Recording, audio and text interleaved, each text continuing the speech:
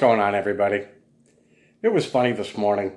I just had this very vague memory when I was an extremely young kid. As a matter of fact, I very well could have possibly still been in diapers. I was sitting near the window, and I couldn't remember which window it was, but this was the first recollection I have of bees. And while I was sitting there, I'm watching this bee walk across the windowsill. Now, we all know little kids. What do little kids have to do with something they've never seen before? They have to touch it. And I was no different. Well, I'm sitting there, totally mesmerized by this bee. I had never seen one before. So I reached out and I touched it. It doesn't take a rocket scientist to tell you what happened. But this is when I learned you don't touch bees. Well, I started screaming, crying, ran to my mother, and well, obviously she knew what happened when I told her, and it's like, okay. At this point in time, I wasn't even taught you don't run with scissors. Well, from this point on, I knew you leave bees be. It's funny. How many times in your life you have a conversation? What would you change if you could go back in time? Periodically people will bring that up. What in your life would you change? Now, when somebody asks you that, you're more or less thinking about recent history as opposed to distant. And I had that conversation actually quite recently because somebody had said to me, I bet you would have avoided Jehovah's Witnesses had you known what they were all about. And in all honesty, I don't know about that. Because the thing is, what shapes your character, what shapes you as a person, isn't the easy times in your life. As a matter of fact, it's past mistakes that, provided you don't repeat those mistakes, which shapes your character and steers you in which directions to go. As I started thinking about that, and I says, well, would I have avoided Jehovah's Witnesses had they known what they were all about? Then you go back a little further. Well, that wouldn't have happened had I did this. And before you know it, you're going back decades. And the thing is, I've made some doozy mistakes in my lifetime. But I'm like, well, if I avoided that pitfall then, I wouldn't have ended up here, wouldn't have ended up here, wouldn't have ended up here.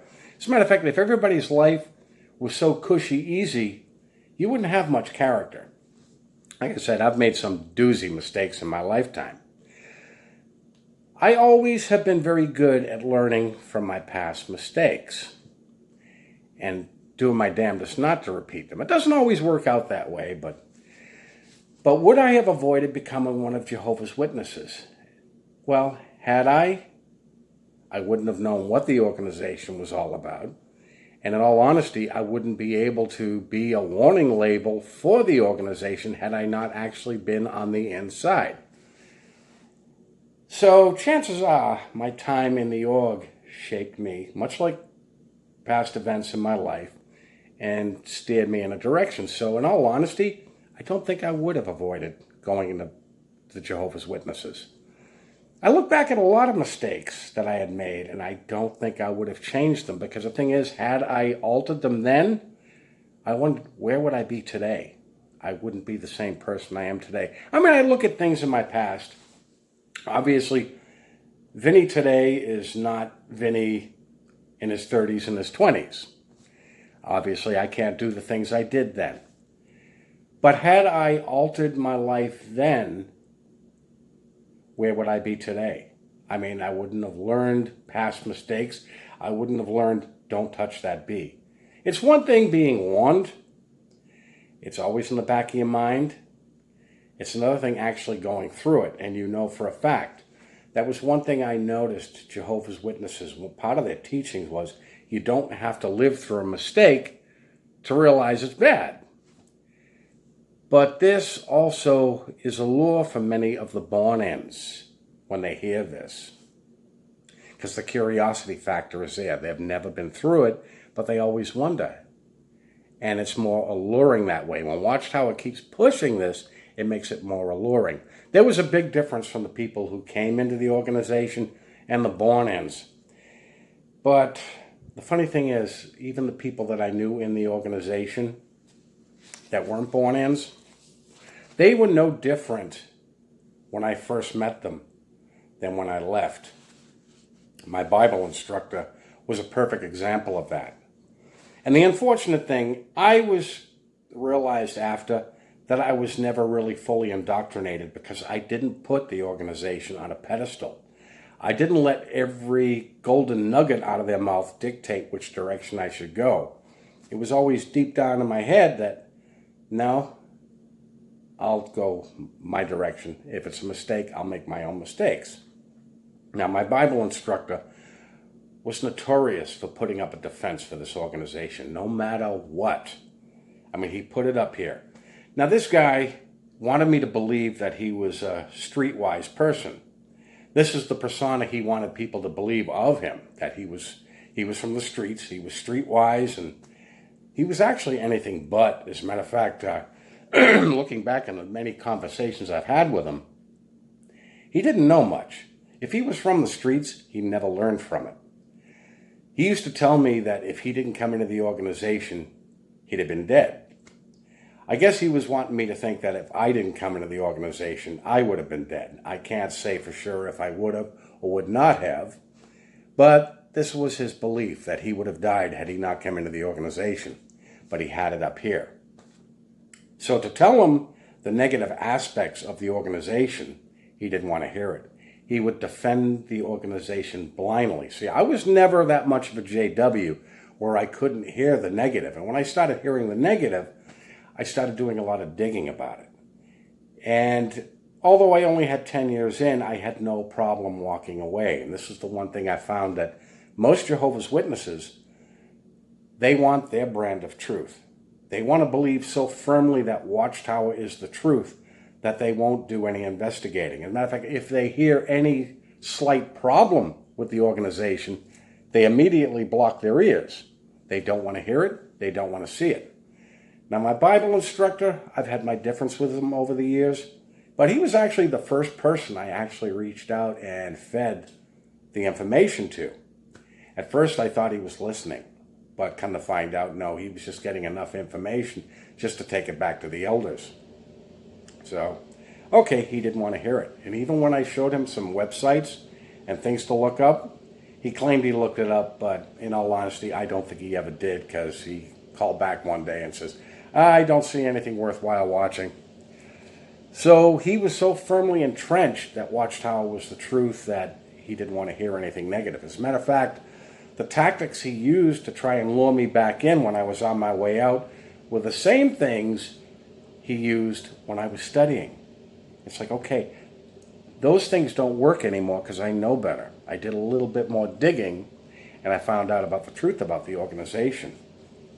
And I just knew so many Jehovah's Witnesses that were virtually the same when I first met them as when I left. And in all honesty, this is one reason. I'm not going to go into the JW gatherings in this video. I'm going to go on to that in a separate video.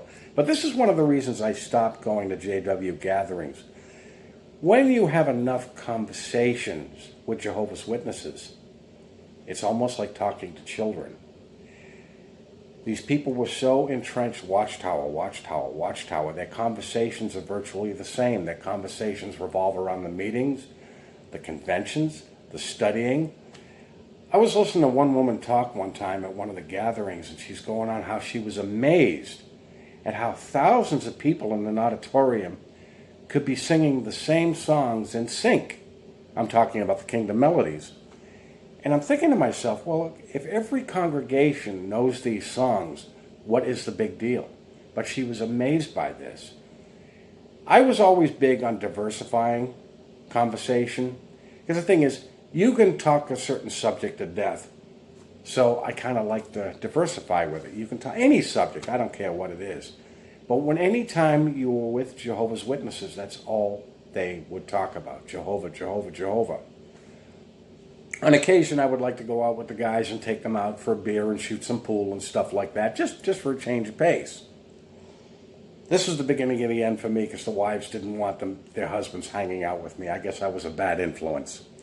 Well, one night we're out having a few beers, shooting some pool, and as I'm sitting there, the guys started talking theocratic BS, and I'm like, okay, all I want to do is have a beer and shoot some pool, so While they were having this extended meeting, I got up and I just walked around and socialized with people.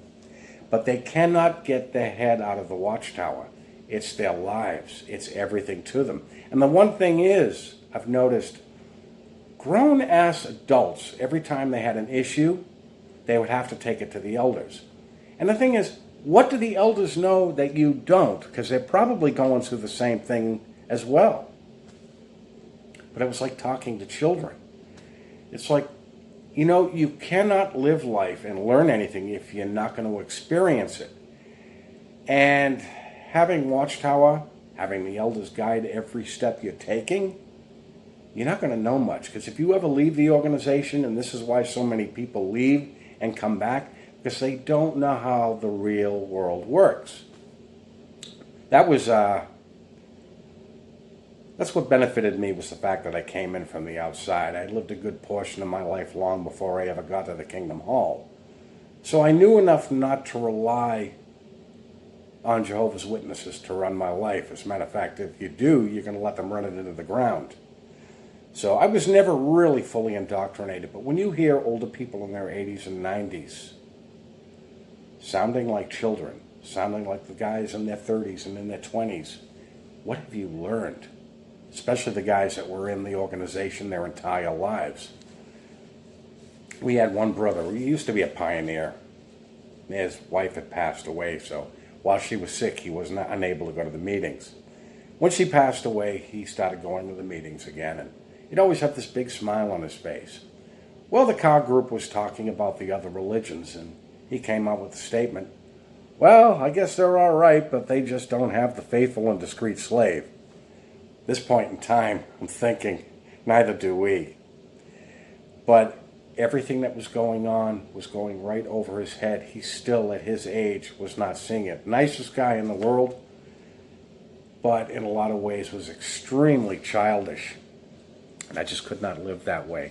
I could not put this organization on a pedestal and let them dictate everywhere I go. Have I benefited from being one of Jehovah's Witnesses? I can't say for sure whether I have or I haven't. We all grow as people with time. And like I said, I'm not the same person I was 10 years ago. I'm not the same person I was 20 years ago. And I won't be the same person 10 years from now. I like to think that every time in my life, I gain more and more experience and learn from that. My time in Watchtower was an experience. But about the only thing I can do is warn people what to look out for there. But to have an entity dictate every step, there's just something wrong with that. Especially where they don't want to hear anything negative about it. It's kind of like their security blanket. I mean, every time, every kid's got to have this eventually to have their security blanket taken away. And the unfortunate thing is, Jehovah's Witnesses will not lose that security blanket. Anyways, guys, that's all I've got for you today. I'll be talking to you soon. You guys have a good day.